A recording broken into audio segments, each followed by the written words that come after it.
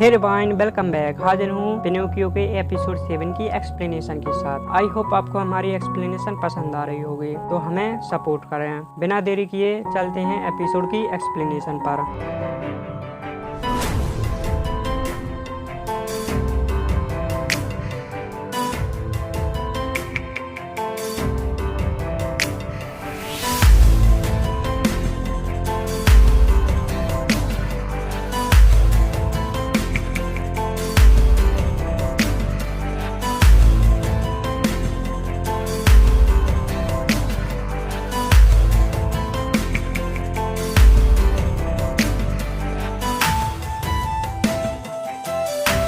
Episode की शुरुआत में हम देखते हैं डाल्पो इना को बता देता है कि उसके पास सीसीटीवी की फुटेज है। इस बात पर यूरी डाल्पो पर नाराज होने लगती है क्योंकि इना उसकी अपॉइंटेंट थी और उनके बॉस ने उन्हें मना किया था कि कोई भी न्यूज किसी के साथ शेयर ना करें। इस बात को सुनकर जब तक इना कोई रिएक्ट कर पाती उससे पहले ही ब्योंग उसे आकर उठाकर कहीं ले जाता है। इसके बाद हम देखते हैं बाइजियन कंपनी में सभी खुश लग रहे थे क्योंकि उनके पास उस सीसीटीवी की फुटेज थी और वो न्यूज को जल्द ही ब्रॉडकास्ट करने वाले थे। पर हम देखते हैं एमएससी वाले बोलते हैं कि वो बाद में न्यूज को ब्रॉडकास्ट करेंगे क्योंकि उनके पास बहुत बड़ा ही क्लू लगा था। अब जब एक खबर डाल्पो के पास पहुंचती है कि एमएससी वाले बाद में ब्रॉडकास्ट करने वाले हैं तो उसे कुछ भी समझ में नहीं आता और वो तुरंत हॉस्पिटल जाने के लिए निकल जाता है ताकि वो सच का पता लगा सके और गलत खबर को ब्रॉडकास्ट होने से रोक सके। पर क्योंकि उसके पास टाइम नहीं होता इसलिए यूरी उसे रोकने की कोशिश करती है, पर डाल्पो वहाँ चला जाता है। जब डाल्पो हॉस्पिटल पहुँचता है तो अब हॉस्पिटल जाकर वो उस औरत की बेटी से मिलता है जो कि पैरालाइज थी। इससे उसे पता चलता है कि दरअसल वो औरत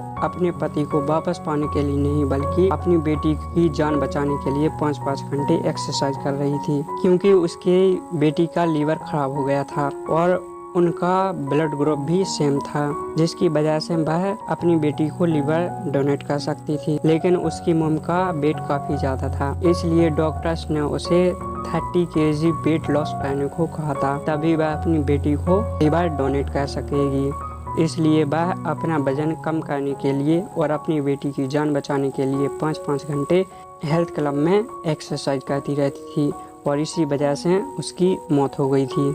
इस बात को सुनकर डाल्पो काफी ज्यादा उदास होता है क्योंकि उसकी वजह से आज किसी को टीवी पर गलत दिखाया जा रहा था। इससे पहले कि वह न्यूज को रोक पाता बाइजियन चैनल पर वही न्यूज ब्रॉडकास्ट कर दी जाती है जो डाल्पो ने दी थी। अब जब न्यूज से उस लड़की को पता चलता है कि उसकी मॉम की डेथ हो गई है वह बहुत ही ज्यादा सैड फील करती है और रोने लगती है। ये देखकर डाल्पो भी काफी ज्यादा उदास हो जाता है और मन ही मन सोचने लगता है कि वह भी दुनिया से अलग नहीं है और उसने भी आज किसी को टीवी पर गलत पेश होने दिया और इसका कारण वह खुद को ही मान रहा था। इसके बाद हम देखते हैं एमएससी पर जैसे ही सही न्यूज दिखाई जाती है तो सभी एमएससी को देखने लगते हैं और एमएससी की तारीफ करते हैं और बाइजियन का मजाक उड़ाने लगते हैं, जिस वजह से मिस्टर होंग यूरी पर बहुत ज्यादा गुस्सा करने लगता है। लेकिन तभी बीच में मिस्टर कांग आकर होंग को ही उल्टा सीधा सुना देता है और उसे अपनी हद में रहने को कहता है। अब हम देखते हैं जब डाल्पो वापस आता है तो काफी ज्यादा उदास था और सोच रहा था कि वो क्या करे क्योंकि उसकी वजह से बहुत ही गलत काम हो गया था। फिर हम देखते हैं बाइजियन में एक मीटिंग रखी जाती है जिसमें डाल्पो नहीं होता और वह मीटिंग को अटेंड नहीं करता, वह सीधा घर जाता है और साथ ही वह किसी का भी फोन भी रिसीव नहीं कर रहा था, जिस वजह से सभी लोग काफी ज्यादा परेशान होने लगते हैं। अगले दिन हम देखते हैं एमएससी के रिपोर्टर ली और बांग बाइजियन वालों का काफी ज्यादा मजाक उड़ाते हैं, जहाँ पर कांग भी होता है और ये सब सुन रहा होता है, पर क्योंकि वो कुछ नहीं कर सकता इसलिए वो शांत ही रहता है। तभी मिस्टर हांग कांग को कॉल करके बताता है कि डाल्पो अभी भी नहीं आया और वह कॉल भी रिसीव नहीं कर रहा। ये बात सुनकर कांग डाल्पो को कॉल करता है पर उसकी कॉल भी डाल्पो रिसीव नहीं करता। वहीं हम डाल्पो को देखते हैं जो ग्रैंडपा के साथ नहा रहा होता है। तब वो उन्हें बताता है कि वो रिपोर्टर का काम छोड़ रहा है। इस पर पहले तो ग्रैंडपा उसे समझाने की कोशिश करते हैं लेकिन जब डाल्पो नहीं मानता तो ग्रैंडपा शांत हो जाते हैं। आगे नेक्स्ट सीन में हम देखते हैं ब्योंग की मॉम ब्योंग से मिलने के लिए चांसू के पुलिस स्टेशन हैनरिवर में आती है जिसे देखकर यूरी काफी ज्यादा शॉक होती है, क्योंकि ब्योंग एक रिच फैमिली से बिलोंग करता था। अब जब ब्योंग वहाँ आता है तब वे और भी ज्यादा शॉक होते हैं। तब सोरा ब्योंग के कपड़े चेंज करवाती है और इना के बारे में पूछने लगती है। तब ब्योंग सारे सामान के साथ अंदर चलने को बोलता है। इसके बाद हम देखते हैं बहुत सारे गार्ड्स जो सोरा के साथ आए हुए थे पंखा और तरह तरह की खाने पीने की चीजें लेकर वहाँ रख देते हैं। अब इतनी सारी अपनी मनपसंद की चीजें देखकर इना बहुत ज्यादा खुश होती है और ब्योंग को थैंक्स बोलती है। ब्योंग भी इना को देखकर खुश होता है। आगे हम लोग डाल्पो को देखते हैं, जिसे कुछ भी समझ नहीं आ रहा था कि वो क्या करे। जहाँ ग्रैंडपा बातें करते हुए उसे बता देते हैं, उससे कहने लगते हैं कि तुम इसलिए नहीं भागे कि तुम इस काम से थक गए हो, बल्कि तुम इसलिए भागे हो क्योंकि तुम ये देखकर डर गए हो। पर तुम्हें टेंशन नहीं लेनी चाहिए, क्योंकि सुनने में आया है कि जिस लड़की को लीवर की जरूरत थी उसे लीवर दे दिया गया है और अब वो बिल्कुल ठीक है। अब इस बात को सुनकर डाल्पो को थोड़ा अच्छा फील होता है, पर फिर भी वो अपना डिसीजन नहीं बदलता। इसके बाद जब डाल्पो अपने रूम में पहुंचता है तो वो देखता है कि उसके फोन में काफी ज्यादा मिस्ड कॉल पड़ी हैं, जिन्हें देखकर वो सोचने लगता है कि वो क्या करे। तब जाकर वो अपना मन बदलता है और इना की मिस्ड कॉल देखते हुए वह कांग को कॉल करता है और बताता है कि मैं काम पर वापस आ रहा हूँ। अब जैसे ही डाल्पो वहाँ पहुँचता है तो वो मिस्टर कांग से कहता है कि मेरी गलती की सजा क्या है। तब मिस्टर कांग उसे कोई भी सजा नहीं देते और कहने लगते हैं कि 13 साल पहले मैंने भी यही गलती की थी, जिस वजह से तुम्हारा परिवार उजड़ गया था। इसलिए मैंने भी रिपोर्टिंग छोड़कर कोई और काम करने को सोची थी, लेकिन 5 साल पहले तुमसे कुछ चैलेंज के दौरान मुलाकात हुई और तब जाकर मुझे समझ आया कि मैं कितना गलत था। हम अपने आप रिकवर नहीं होते, बल्कि हमें समय के साथ रिकवर होना पड़ता है। आगे डाल्पो पूछने लगता है कि वापस आकर आपको कैसा लगा, और ये सीन यहीं पर कट होकर ब्योंग और इना पर आता है, जहाँ पर इना की तबीयत काफी ज्यादा खराब थी, फिर भी वो काम किए जा रही थी। तब ब्योंग उसे रोकने की कोशिश करता है, पर वो उसकी बात नहीं सुनती। फिर वो चांसू से कुछ केसेस के बारे में पूछने लगती है और उसके सामने एक गुमशुदा आदमी का केस आता है जिसका नाम डुक्सू था और उसके पास उसकी कॉल डिटेल्स थी। जब इना उन कॉल डिटेल्स को देखने लगती है तब चांसू से मना करता है, क्योंकि वह अभी कॉल डिटेल्स को नहीं दिखा सकता, क्योंकि अभी डुक्सू के बारे में कुछ भी पता नहीं चला था। उसी समय वहाँ पर डाल्पो आ जाता है, जो सारी कॉल डिटेल्स को याद कर लेता है, जिसे देखकर चांसू समझ जाता है कि उसने कॉल डिटेल्स को याद कर लिया है। इतने में ही उसकी नज़र इना पर पड़ती है, जिसकी तबीयत काफी ज्यादा खराब थी, और वो उससे बात करने की कोशिश करता है, पर इना उसे इग्नोर करते हुए ब्योंग के साथ चली जाती है और ब्योंग उसकी खराब हालत की वजह से अपनी कार में बैठाता है और वहां से कहीं के लिए निकल जाता है। ये देखकर यूरी सोचने लगती है कि इना का पार्टनर तो उसका बहुत अधिक ख्याल रखता है, शायद मुझे ब्योंग का पार्टनर होना चाहिए था। इस बात को सुनकर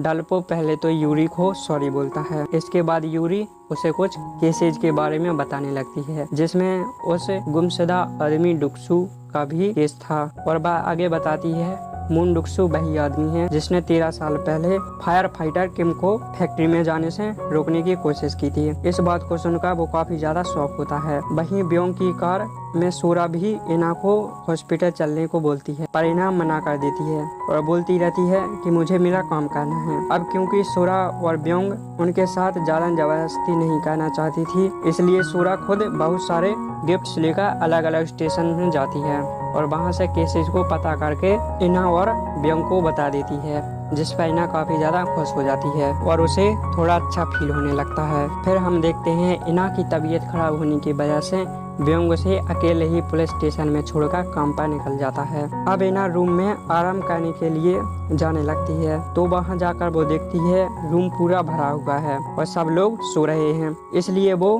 टॉयलेट सीट पर जाकर बैठ जाती है और उसका टेम्परेचर बढ़ता ही जा रहा था, जिस कारण उसकी तबीयत खराब होती जा रही थी। इसके थोड़ी देर बाद जब डाल्पो की आंख खुलती है तो बाहर के सोर्स से उसे पता चलता है कि एक रिपोर्टर की तबीयत काफी ज्यादा खराब हो गई है और वो टॉयलेट सीट पर बैठी हुई है। ये सुनकर डाल्पो तुरंत उठता है और इना को हॉस्पिटल लेकर जाने लगता है। इस बात पर इना उससे बोलती है कि मुझे वायरल फीवर है और तुम मुझसे दूर रहो, नहीं तो तुम्हारी भी तबीयत खराब हो सकती है। इस बात को सुनकर डाल्पो समझ जाता है कि इना उसके पास क्यों नहीं आ रही थी। अब डाल्पो इना को उठाकर जाने लगता है और उस हॉस्पिटल में एडमिट करवाता है, जहां डॉक्टर दवाई देकर डाल्पो को इना का ख्याल रखने को बोलता है। डॉक्टर के जाने के बाद इना नींद में डाल्पो का हाथ पकड़ लेती है और बोलती है कि मुझे तुमसे कुछ बात करनी है। ये सुनकर डाल्पो इना का हाथ पकड़कर वहीं बैठ जाता है और थोड़ी देर बाद उसकी आंख लग जाती है और जैसे ही इना की आंख खुलती है वो डाल्पो को अपने बगल में बैठा देखकर काफी ज्यादा खुश होती है और जैसे ही वो अपना हाथ उठाकर डाल्पो को टच करने वाली होती है तभी डाल्पो उठ जाता है, जिसे देखकर इना घबराते हुए नीचे गिर जाती है और वहां से जाने लगती है। तभी डाल्पो भी उसके पीछे जाता है और पहले उसे शांत करवाता है, लेकिन इना उस पर काफी ज्यादा गुस्सा होने लगती है क्योंकि उसने इना को बहुत ज्यादा सुनाया था।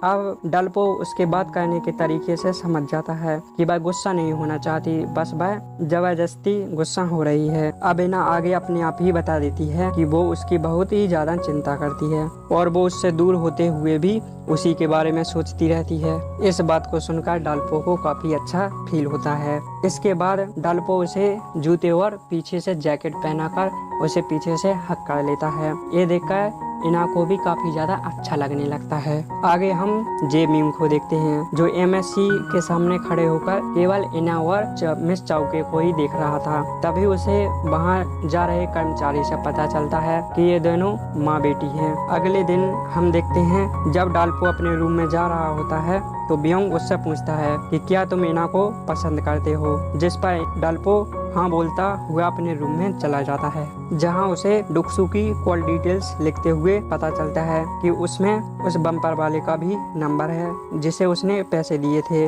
अब ये देखकर डाल्पो उस बम्पर वाले बंदे से मिलने के लिए जाता है, जहां जब वो पहुंचता है तो जेमिंग उसे कॉल करके बताता है कि मैंने तुम्हें देख लिया है और मैं तुम्हारे पास आ रहा हूँ। अब जब जेमिंग उसके पास पहुंचकर अपना नाम बताता है तो डाल्पो उसे पहचान लेता है कि यह मेरा बड़ा भाई है और काफी इमोशनल हो जाता है क्योंकि वो जेमिंग को पहचान गया था, पर वो उसे अपने बारे में नहीं बताता क्योंकि उसे लगता था कि उसका भाई रिपोर्टर्स से नफरत करता होगा, इसलिए वह उससे नॉर्मली बात करता है और बताता है कि मैं एक टैक्सी ड्राइवर हूँ और उससे नॉर्मली बात करते हुए उसे एक रेस्टोरेंट में चलने को कहता है। और इसी के साथ यह एपिसोड यहीं पर समाप्त हो जाता है। आई होप आपको यह एपिसोड पसंद आया होगा। Kindly like share and don't forget subscribe. Meet to soon.